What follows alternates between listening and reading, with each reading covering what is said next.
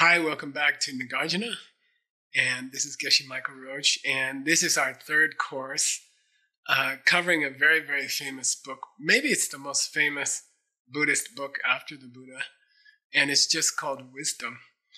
And it's by someone that we call Arya Nagarjuna, and Arya, of course, means that he saw emptiness directly. And in fact, he's so famous as an emptiness direct seer that sometimes he's just called the Arya.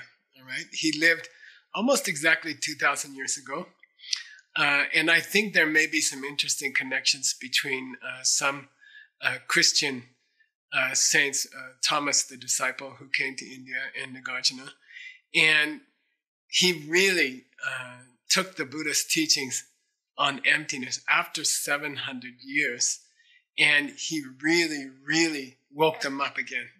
And I think one of the signs that he's an Arya, number one is he's funny. And he's just really clever and funny when he presents things. Secondly, he really enjoyed writing in poetry. And he's very, very simple. Okay, so I think that's also a sign that he's really did see emptiness directly. He prefers to speak very simply, very clearly. It's almost like he's singing a song.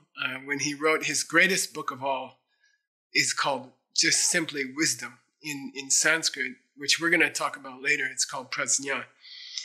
And I think that's another sign he's an Arya. He just named his book Wisdom. And later people would say, oh, the root text on wisdom, or Amulya Madhyamaka Karika, the verses of the root text on wisdom. But Nagarjuna himself preferred to call his book just Wisdom. How can we see emptiness? How can I help you to see emptiness? And that little book, 27 tiny chapters in poetry, became, for 2,000 years, hundreds of commentaries were written about these simple 27 small verses. And it really, all the emptiness teachings that you've ever heard, that I've ever heard, all the emptiness teachings in Tibet, China, Korea, Japan, they're all based on Nagarjuna's wisdom. So I thought about 3 years ago, I was thinking it would be a really nice break during the Lam Rim if we studied, for dessert, if we studied Arya Nagarjuna's wisdom. And recently we've been doing medicine Buddha practices, especially because of the virus.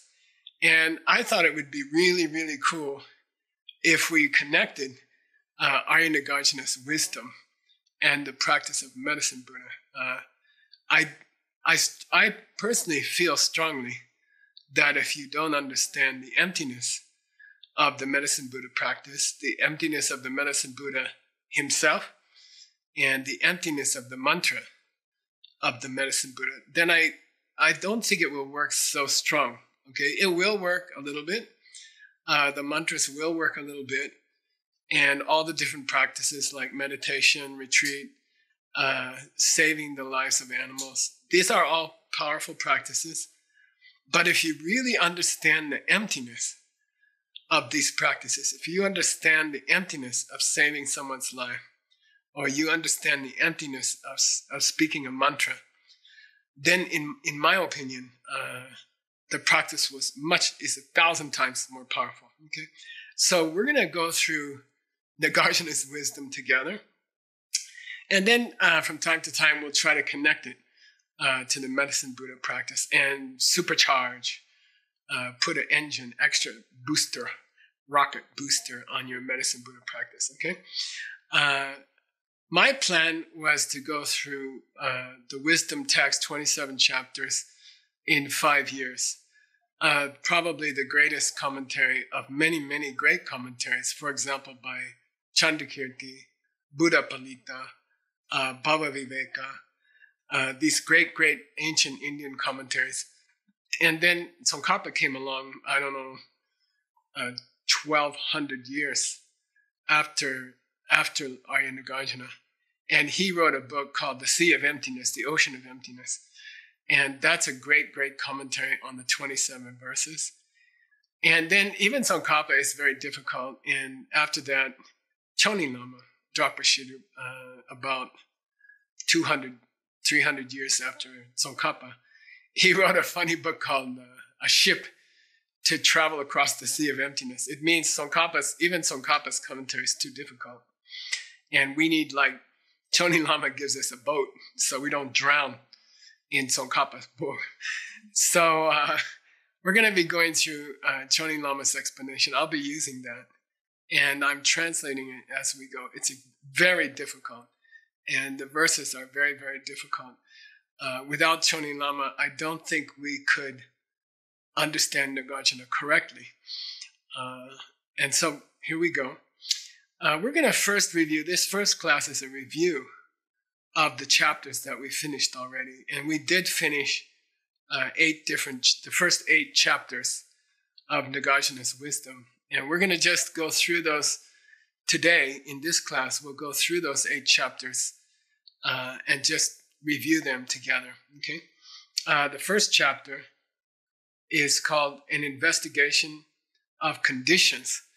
And each of the 27 chapters is called Pariksha. Pariksha means an investigation or an examination or an analysis of a certain topic. So Nagarjuna will take a certain idea. And in the first case here, we're talking about causes. What causes something else? How does a seed work to cause a tree? Okay, so that's the first chapter, the Pariksha, the examination or the investigation. And it feels like a Sherlock Holmes investigation, how does this really work? How do seeds really create trees? And how do mantras of Medicine Buddha cure a disease, to cure a sickness? How does it really work?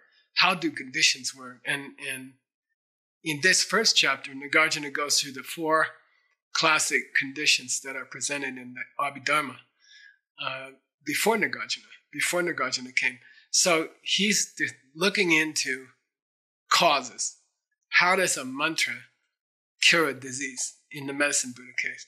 How does a tree seed really create a tree? And this is the Pariksha. This is the first examination.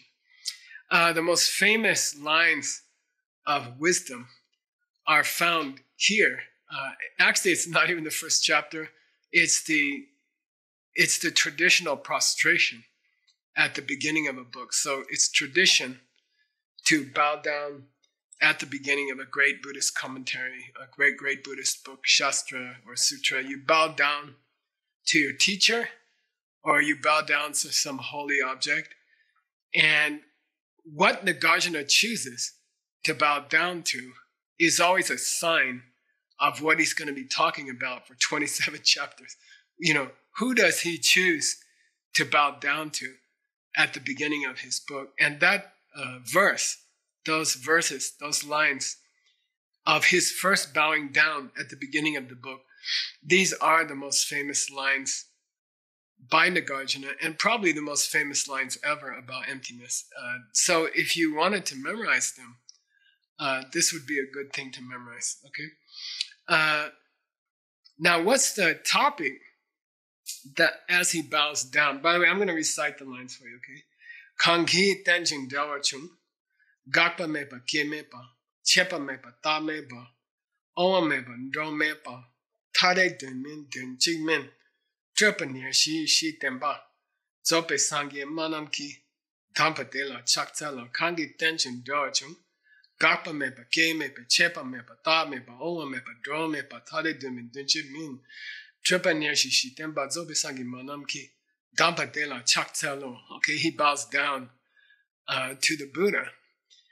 And it's very, very interesting. He starts out this first verse with Kang, okay? And that's in Sanskrit, it's Siya, okay? And it's kind of famous way to start a verse. And it's kind of a guessing game. He goes, I'm thinking of somebody. And then he describes the person. And then you're supposed to guess who's this person. You see, that's a traditional Sanskrit stotra, or a praise. of somebody, singing someone's praises. I'm thinking of the most beautiful lady in the world.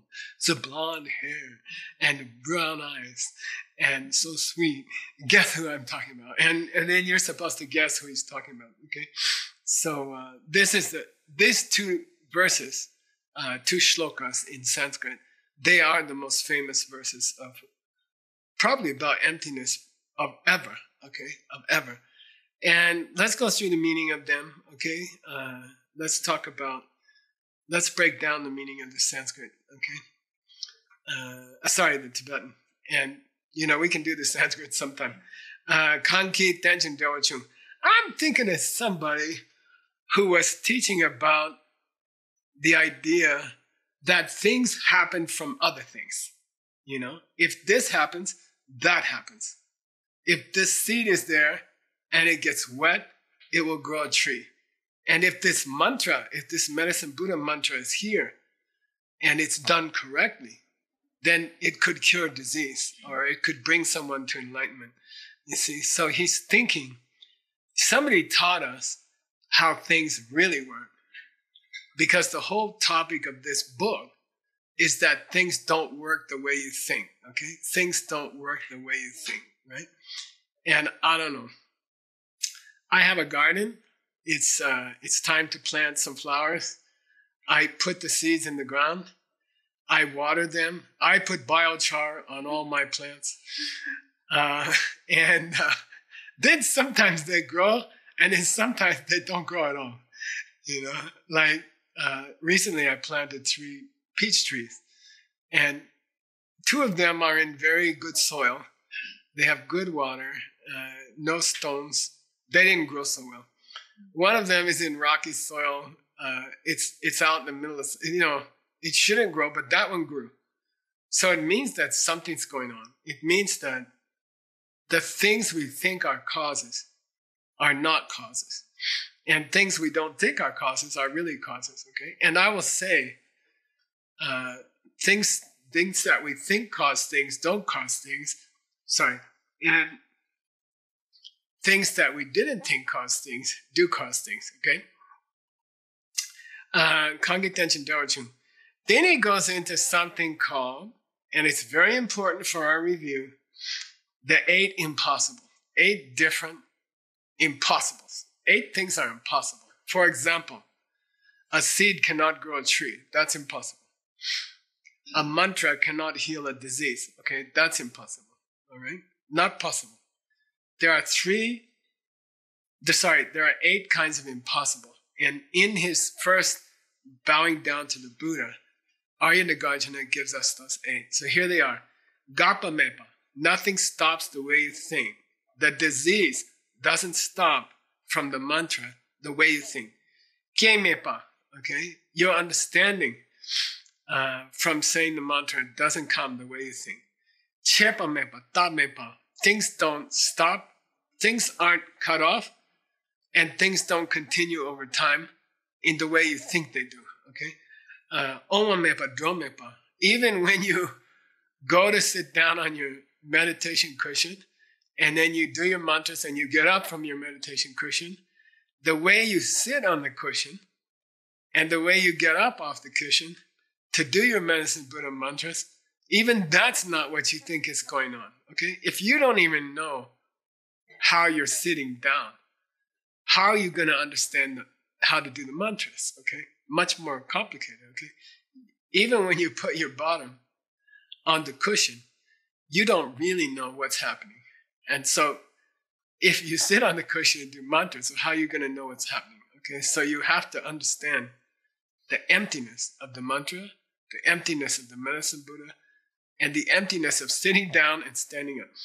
Oma mepa dromipa, tade dunmin dunchigmin. Things are not separate from each other. I'm not separate from the camera right now, and but I'm also not separate.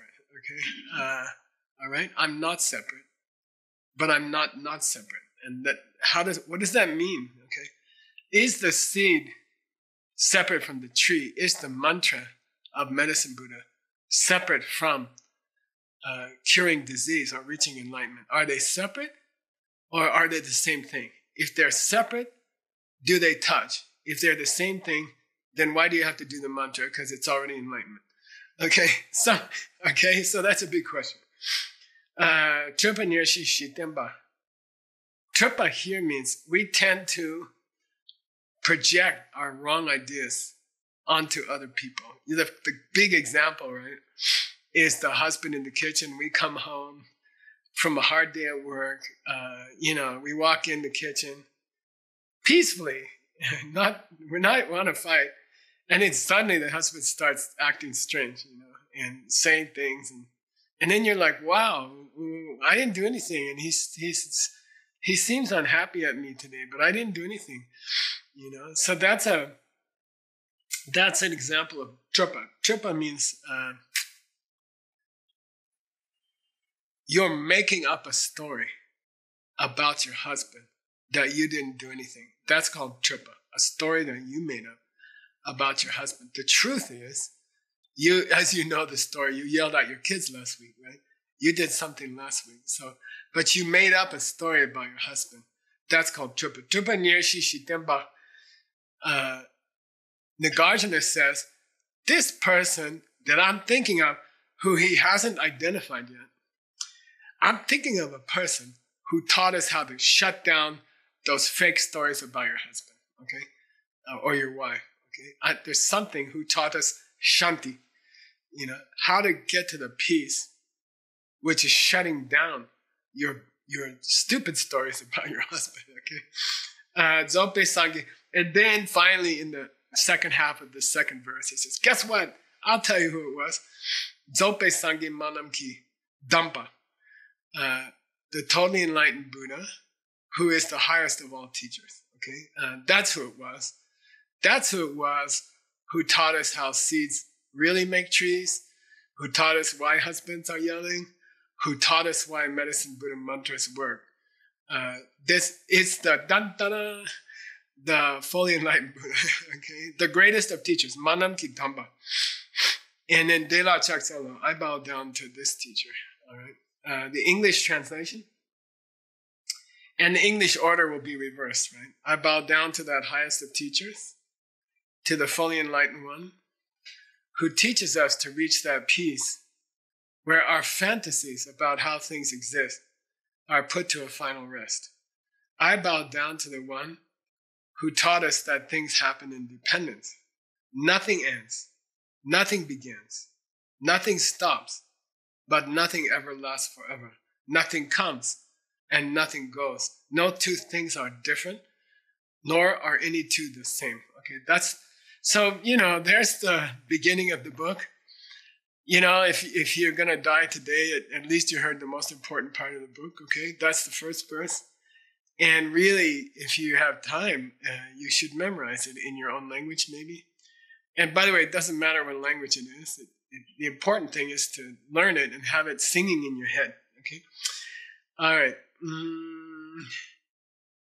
Then let's go through those 8 impossibles quickly. Here's the first idiom. Here's the first picture. Nothing can end, okay? If you do medicine Buddha mantras, don't expect your physical problems or those of your loved ones to end, because nothing ends. It's not possible for something to end because you did mantras, okay? Now that sounds very negative. It sounds like Geshe-la is telling you to forget doing mantras. It's not that. The way you think the mantra works is wrong, okay? And if the way you think about the mantra, how it works is wrong, it will affect how the mantra works, okay? Will the mantra work on its own? To some extent, the mantra has a power. But if you understand how it works, it will really work, okay? All right. So, first of all, and it's very interesting, there's a big debate. Nagarjuna doesn't say nothing starts and nothing stops. He says nothing stops and nothing starts. And there's a big argument why he starts with stopping instead of starting with starting, okay? And you guys have to think about it, right? For some reason, he's in the mood of negatives. You got the clue? Like, it's emptiness. Something's not there, Okay, stop thinking like that, and then you can start thinking like that. Okay, all right. And then he talks about how things can't begin, and like that, how they couldn't last forever, how they could come, how they could go. All right. That's pretty much a summary of the first chapter. And again, to teach this book carefully would take about 20 years. So we're going to try to jump across the river on the stones of the main ideas. Okay. Second chapter is called An Investigation of Going and Coming, Doong Gitapa in Tibetan. Okay. And the theme is, look, if there's no me and there's no mine, then who comes into this life and who goes to the next life? If there's no me, then who came into this life and who goes out of this life? Who goes to the next life? So the second chapter is an investigation of if there's, according to the opening lines, there's no coming, there's no going. Well, then who comes into this life and who goes out of that life? Who goes out of this life?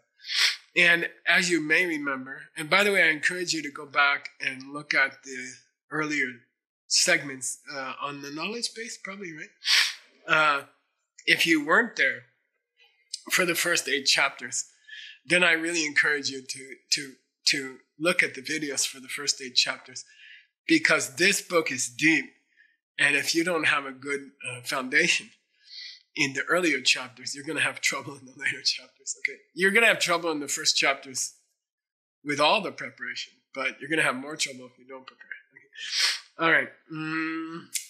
And those of you will remember that we were talking about the whole discussion in chapter 2 was based on 3 parts of a path. Okay, and we'll show a picture here of walking, right? Walking along a path. And there's this idea, okay, that there's a part of the path that you already walked on, and there's a part of the path that you're going to walk on, and then there's a part of the path between those two where you are stepping now, okay? So how long is the part you already walked on? And how long is the part you're going to walk on? And how big is the part you're walking on now? And maybe it's so thin that it's not there. Okay? Where's the line between where you already stepped and where you're going to step? How big is that line? Okay? And you're like, guess who cares, right? Who cares? Well, you're going to be doing mantras for medicine Buddha, right? You're going to start the mantra, Om, you're going to say Om, and then you're going to say Swaha or something at the end.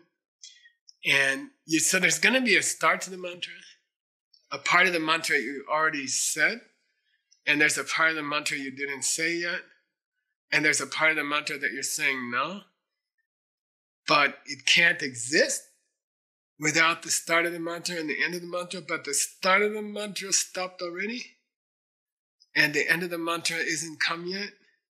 And if the mantra that you're saying is halfway between those two, and one of them doesn't exist or both of them don't exist, well, how can you be saying a mantra? Okay, so we're good. That was chapter 2. If you cannot answer that question right now, go study chapter 2 again. All right, let's look at chapter 3. All right, and this was by the way, the first 2 chapters we covered in the first Nagarjuna course. And then now here's the second Nagarjuna course that we did. And now then after that, we're going to start this course, which is course number 3. And my plan is 5 years. We can get through this great, extraordinary book in 5 years. We will do,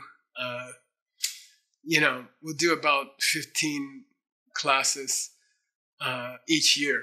And so I think in about 75 classes, we can finish the book, okay? Something like that. And then if you have time, you should go learn it. We could go study Chandakirti, and then we could go study Tsongkhapa, and, that would be a long story. But these 5 years of 5 courses should give you a deep understanding of emptiness. And then you take that understanding and you use it for your medicine Buddha practice, and you use it for your life. Okay. All right.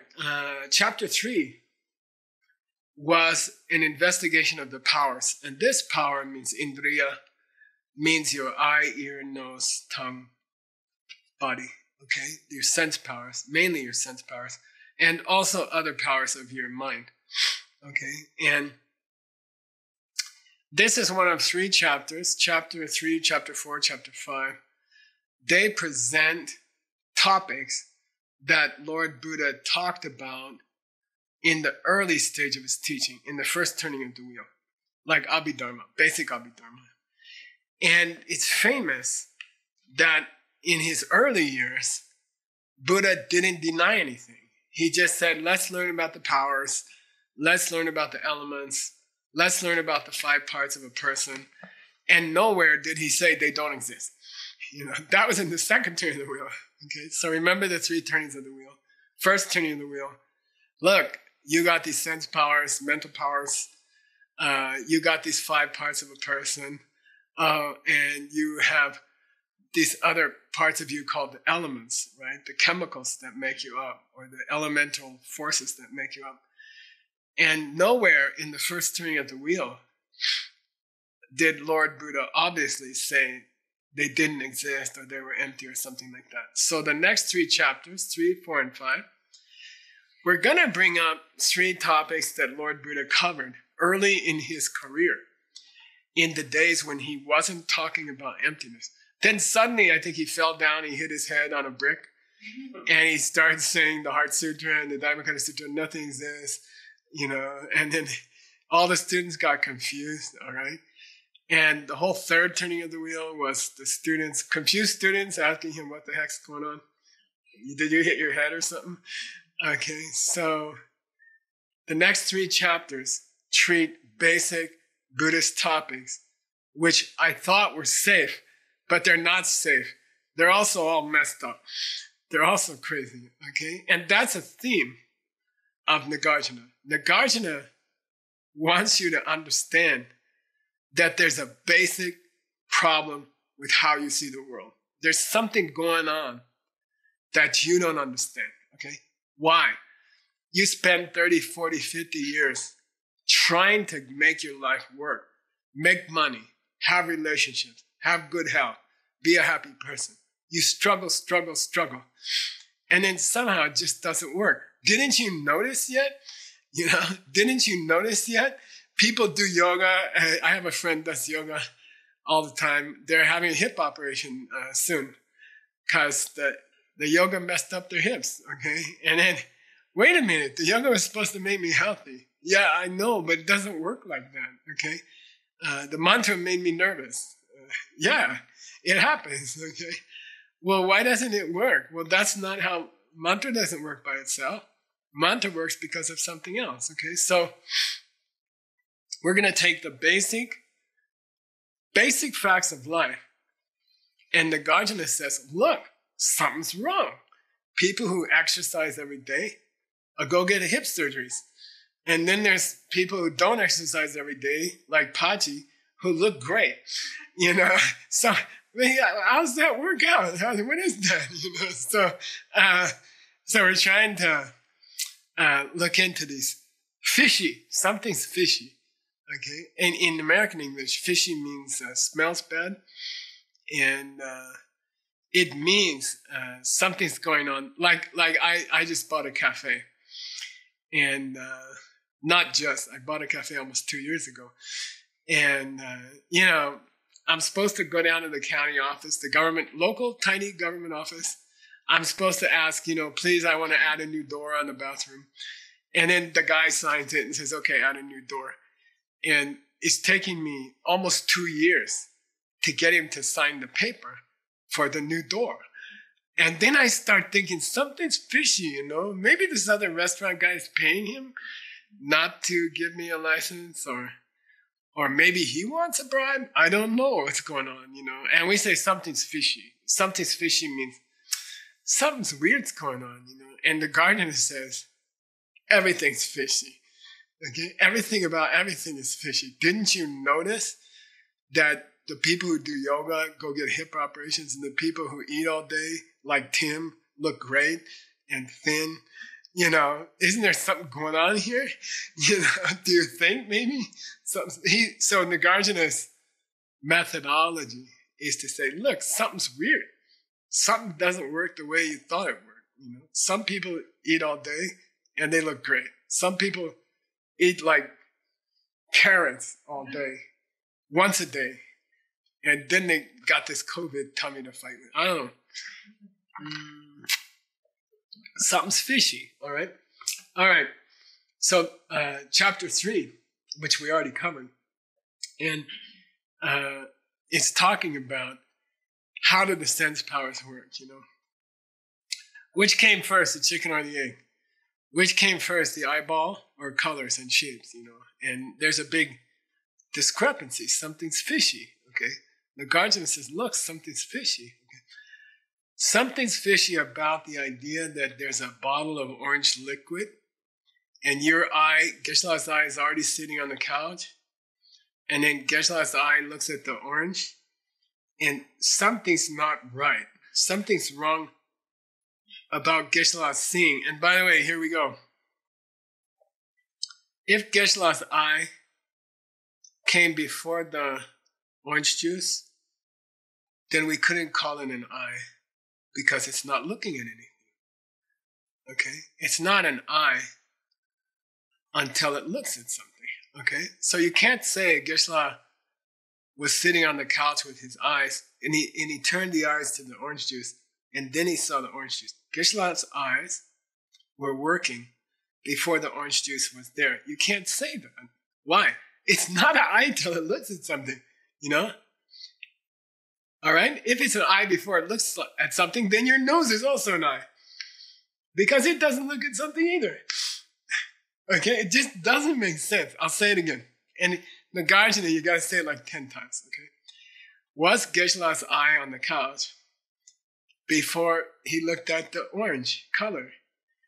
And Nagarjuna says, no, are you crazy? And you say, no, I was on the couch and then I picked up the orange. Come on. You saying your eye was an eye before you held up the orange? Yeah. The eye was waiting and then the orange came. Yeah, well, what's an eye? An eye is something that sees things. But it wasn't seeing anything before you picked up an orange, so it wasn't an eye. Don't you get it? Okay? But then after you picked up the orange, the eye's already gone. Duh! The orange came.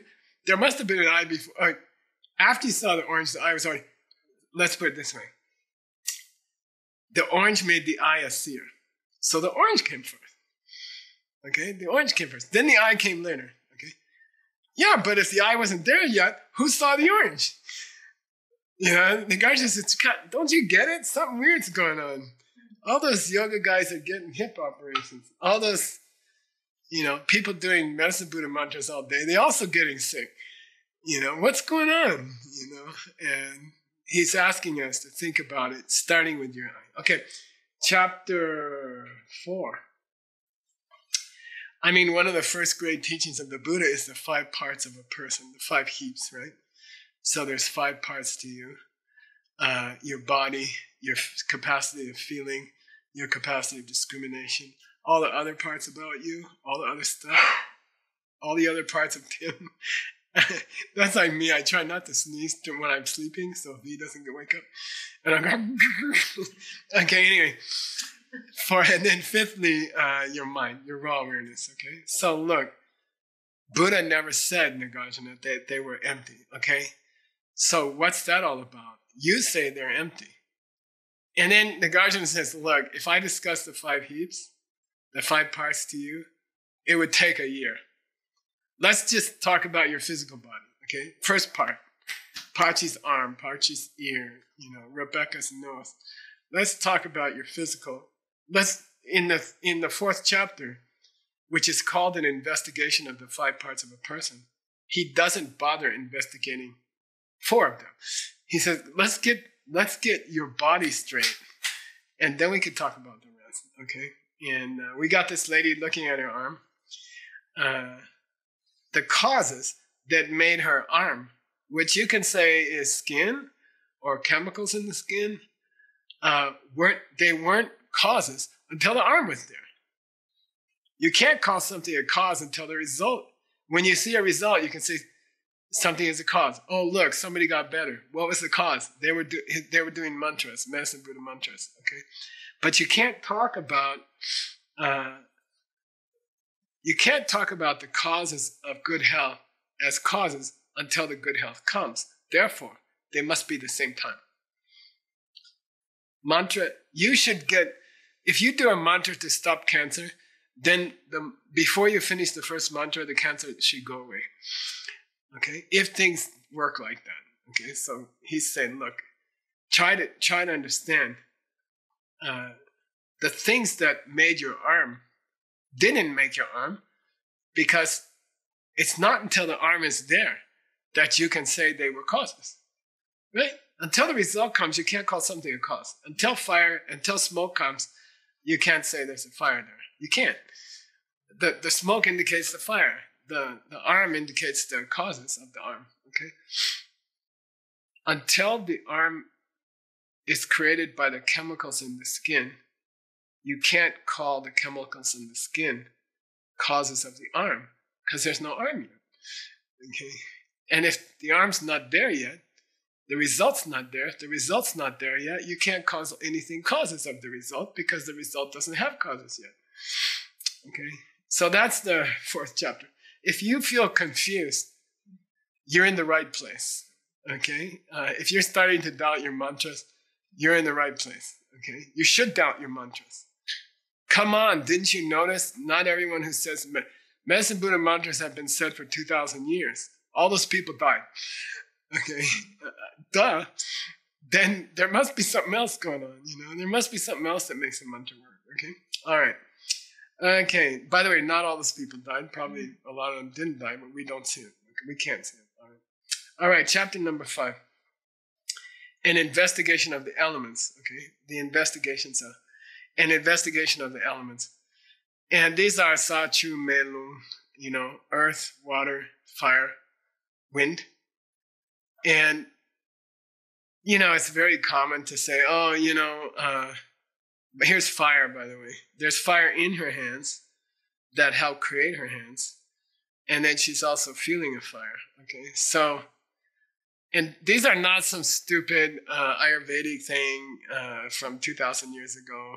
It's not like that. For example, nowadays, in physics, we would call it inertia or gravity or bonding forces.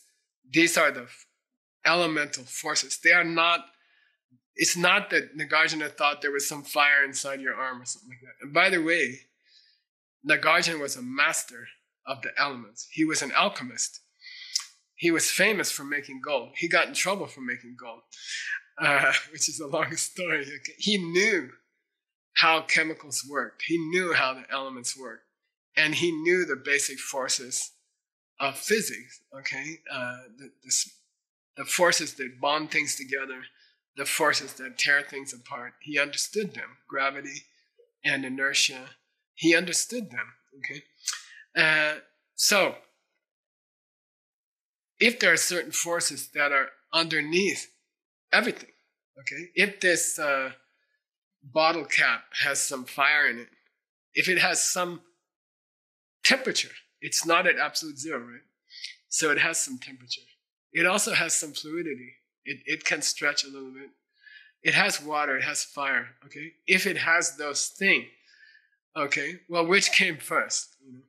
And by the way, it's here in the investigation of the elements that Nagarjuna really gets into how do you define things, okay? How do you decide something is a fire? Well, what's your definition of fire? I say fire is an energy that causes heat and is typified by burning. I say fire is an energy that causes heat and is typified by the burning of things. Okay, that's what I say. Okay, that's a definition of fire. What's the definition of fire? In Sashin Sekpa, in Tibetan, quickly, you say hot and burning, okay? Okay, so which came first, the definition or the thing you want to define? Well, the thing you want to define has to come first. Otherwise, you don't know what you're defining, I wasn't talking about bananas. I was talking about fire. Well, okay, tell me what you want to define first. Okay, bananas, fire. Well, what's your definition? Hot and burning. Which came first? Fire. Which came second? Hot and burning. How can you have fire without hot and burning? Are you crazy? Come on. The definition came first. Then the thing came. Okay, hot and fire. Hot and burning. Okay. Then you say what you're defining. Bananas. Okay. No, but Geshe-la, there's no connection between bananas and hot and burning. Well, there's no connection between fire and hot and burning. It's just a word. Okay. So, you can't even define the things that make up the bottom that you're sitting on. Okay. So how can you use Medicine Buddha mantras? Come on. How are you going to use a mantra? Okay. All right. Chapter 6. Don't forget, we're trying to review 8 chapters that we had already. Okay. And really, if you try to start with me on course 3 of Nagarjuna at chapter 9, if you try to start there without doing the first 8 chapters, you're going to get more confused. Okay. So, but anyway, it'll be fun. By the way, in the monastery, confusion is a technique. All right, confusion is a technique, and it's recognized as a technique. Okay, the teacher will sit down and say, "Let's see, it's like, I don't know, December. Let me confuse my students today." And the goal of the teacher at that moment is that nobody in the class knows what's going on, and then they will get frustrated and they'll work harder or they'll quit. So you can get rid of the not serious students and save time. And then the serious students are going to work harder because they're so frustrated and angry because they don't understand anything. Okay, so confusion is a tool of the great Buddhist teachers like Nagarjuna. Okay, so if you get confused, it's on purpose. All right. If you don't get confused, it's because I gave a good explanation. All right. Chapter 6 is an investigation, pariksha, of desire and who feels the desire. Okay. Let's talk about desire and who feels the desire. And by the way, by now you should be smelling or feeling that there's, in English, we say a method to Nagarjuna's madness. He is not just throwing out topics randomly. When you get, now you're a third of the way through this book, and you should start asking yourself, what's the connection between this chapter and the last chapter? It seems like Nagarjuna is jumping around like crazy. Okay, and Geshe-la and Chonin Lama took you through the logic of all 27 chapters in the first course. Okay, so don't complain. It's not that Nagarjuna is jumping around to different topics. He has a plan. To try to see his master plan is a great achievement. If you can get a feeling for Nagarjuna's master plan for wisdom, then really you're starting to understand how mantra works. Okay. All right, so the picture here is, I tried to find a picture of desire. This is the one that Geshe-la has. It's a desire for churros or ponchik or yochao or donut. Okay. By the way, I didn't find a good donut shop in Sedona. The best one in the universe is in the Guadalajara airport. Where is it? You got it? Oh. All right. I might have to move to West Sedona. Okay. Anyway, so which comes first, the desire or the person who feels it? Okay. That girl has desire for the donut. Okay. So who came first? The girl or the desire? Okay. She's a girl who desires. Right.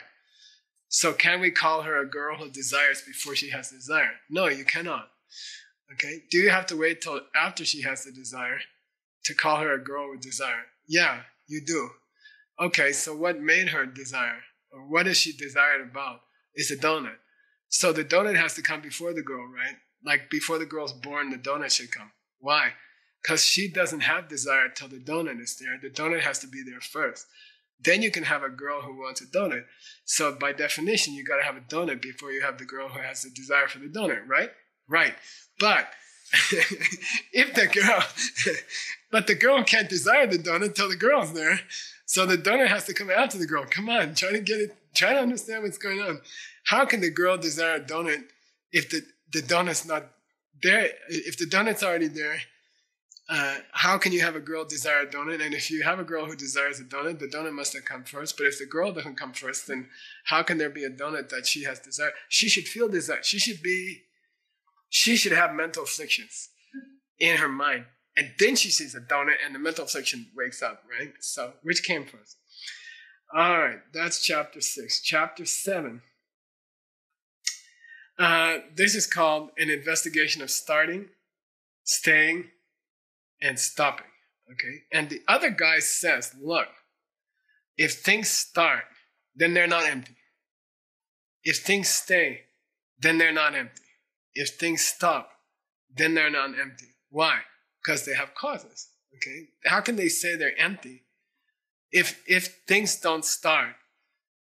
If things don't start, how can they be empty? If things start, how can they be empty? Okay? Empty means nothing about them, but they have causes. Okay? They must have causes or they can't start. Causes must be inherent in a thing for it to start, because a thing can't start without causes. And especially desire cannot start without its causes. So desire must have its causes. Okay? Therefore, desire is not empty. Okay? Nagarjuna, you say everything is empty, but it's not. Why? It has an inherent thing. What's the inherent thing? It doesn't happen until it has its causes. That it's inherent in that thing. Okay? Desire cannot come up unless the causes come up. That girl's not going to feel desire, I don't know, for a punch in the nose. Okay? There has to be something nice there. Then you can have desire for it. Okay? There has to be a seed. Then you can have it. Okay? All right, we're looking at a foot of a person about to run a race. And where did the race start? Okay, when did the race start? Was it when they shot the gun? Or was it the first part of the gunshot noise or the second part of the gunshot noise? Or was it the final part of the gunshot noise and then the gunshot went off and then the people ran? Okay, so where did the race start? And you cannot find a place where the race started. Okay, you think this guy's at the starting line, but there is no starting line. Look, his finger's on the starting line or not on the starting line?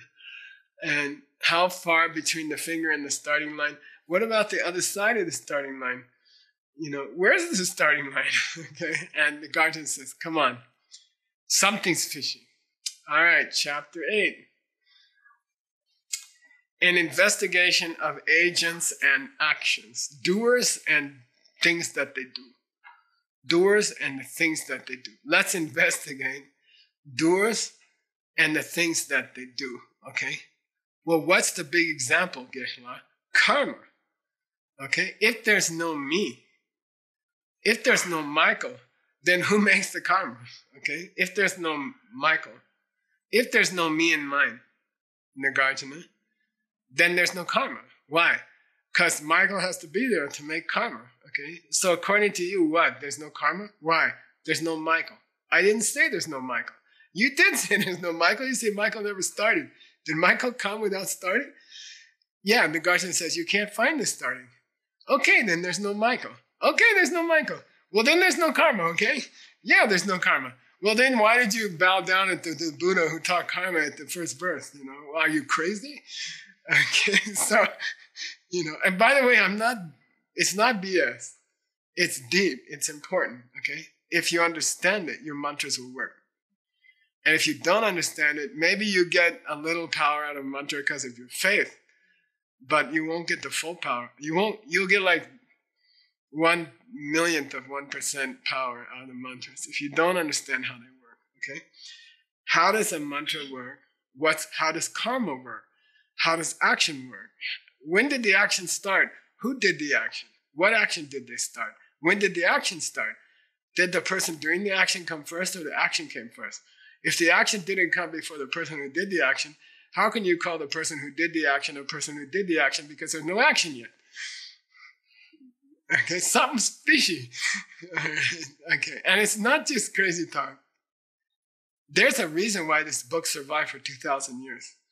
And there's a reason why hundreds of great people wrote commentaries. There's a reason, okay? There's something important about this book. All right, now, last thing. Oh, by the way, I have a mom and a daughter baking a cake, okay? The mom and the daughter who are making a cake, are they bakers right now? No, they're not bakers. Nothing's been baked yet. Give me a break. Okay? They're not bakers. They're just people with weird hats on. Okay? They're not bakers yet. There's nothing baked. Until there's something baked, you can't call them a baker. Okay? All right? Got it? But how can you have a baked thing without the baker?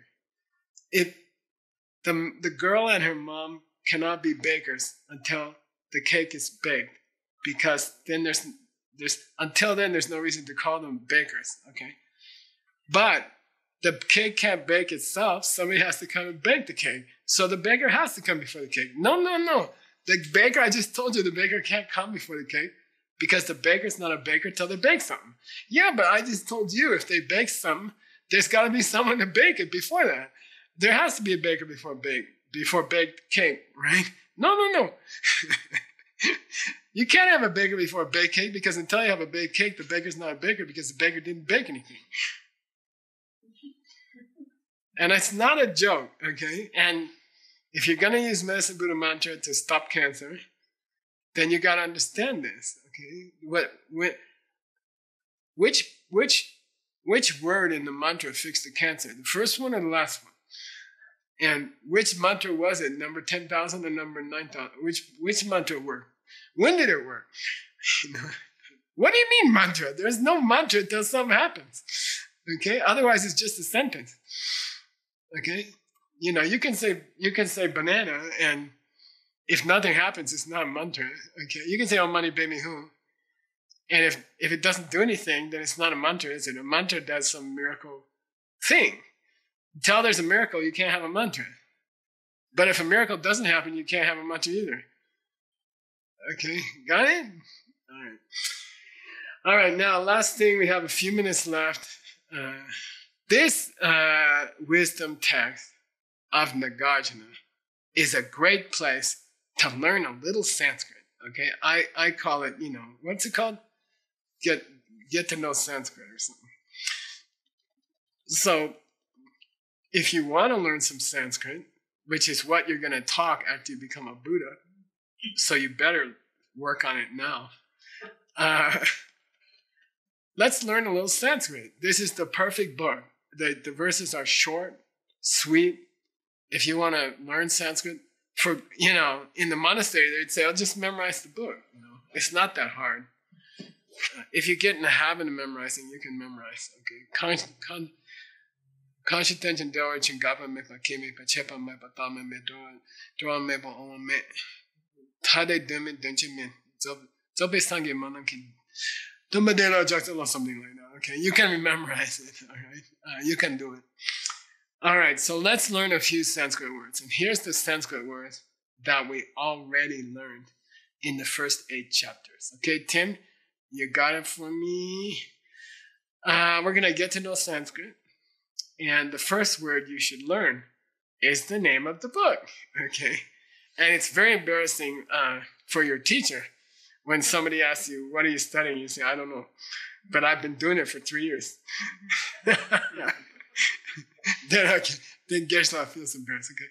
So what book are you studying? Prajna. Say Prajna. Prajna. Okay. So the J is not an English J, it's a DZ. The Russians are right. Znaya. Yes, Nyaya. Prajna. Okay. And then there's a long A. The last A is a long A.